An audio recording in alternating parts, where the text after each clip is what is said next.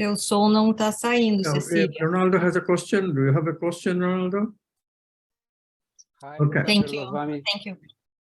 What is your question? Hi, everyone.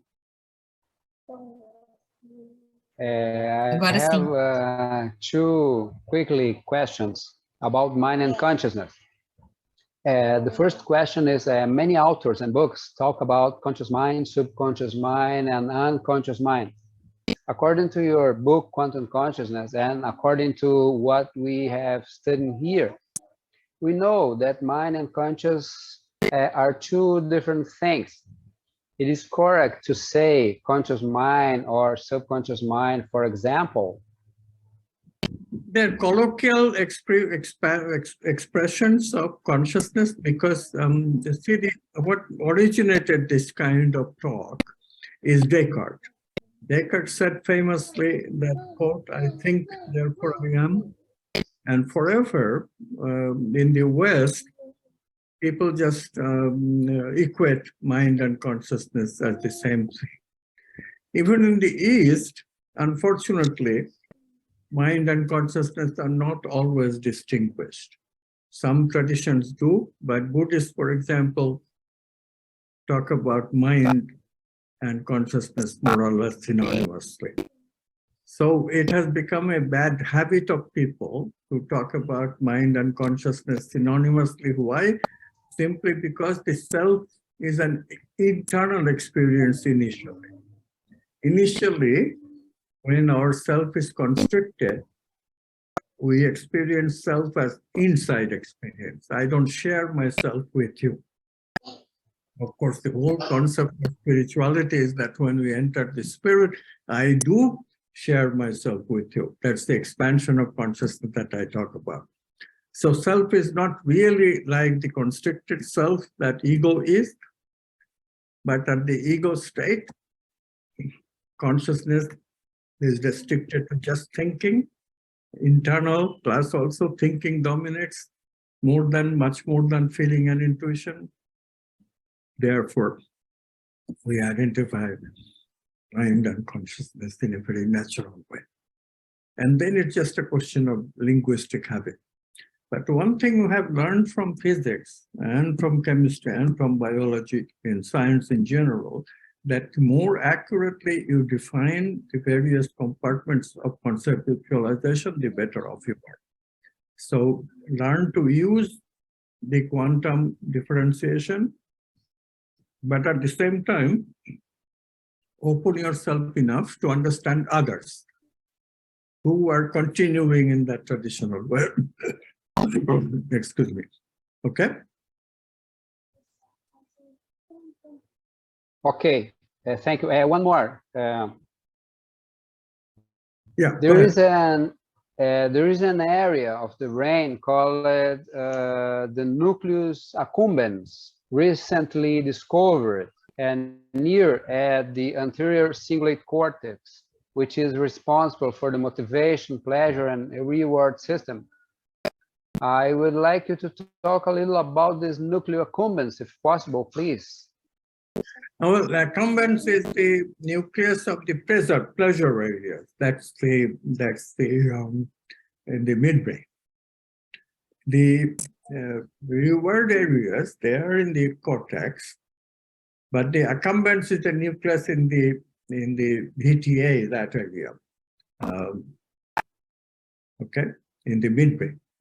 So don't mix up between the two. The reward part, that is in the cortex. Okay. Accumbens is the nucleus in the pleasure area. That's all in the midbrain. Okay. Okay, thank you. So, you still want to ask your question?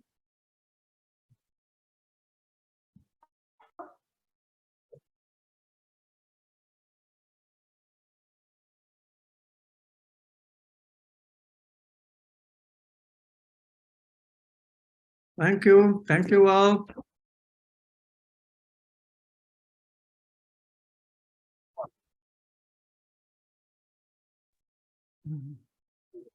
experience, mental experience is not stored in the brain. Brain just triggers the mental experience. But the brain memory part is very important because that's a trigger. Without it, we could not access the mental experience.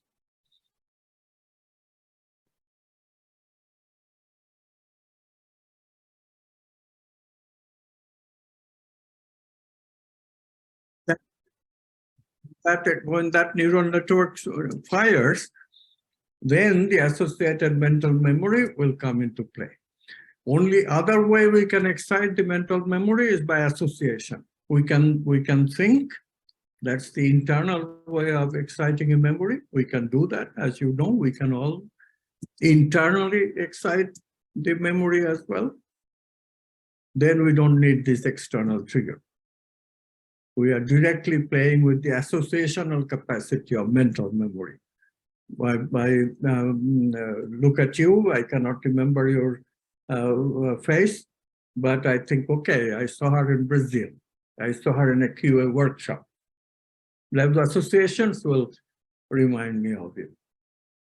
Mind has that capacity of association because mind is a hierarchical, systematic, connected that way, causally connected. One thought excites another, all connected. Feelings are not like that. Feelings don't have association. Feeling does not, that's why we cannot reason with feeling. Mind is a continuous reasoning. It gives us the capacity of thinking in that step-by-step way. Okay, that's the specialty of the mind. We are mental creatures. Why? Because we can give a whole bunch of description with the mind, whereas with feeling, we can only cognize basically just a twofold cognition. I like or I dislike. With the mind, I can say a whole bunch of things about between like and dislike, right? That's my mental capacity that has enabled us to build a worldview. All this that we do, all these words that we use, all this full description that we give is all the gift of the mind. Does that mean that other parts are not useful? No. Feelings make us aware of finer aspects of reality, but mind has its value too. It makes us aware of giving expression to the finer aspects of reality.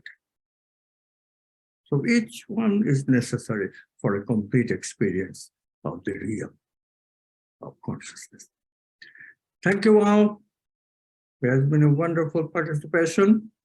I just wish that more people would come, but I'm glad that all the newcomers, most of the newcomers have been here. Thank you, and please participate. I did not leave too much time tonight because there's too much of the subject, but it will improve. Thank you. Good night and goodbye. Bom dia. Thank you. Bye-bye. Thank you. Obrigada.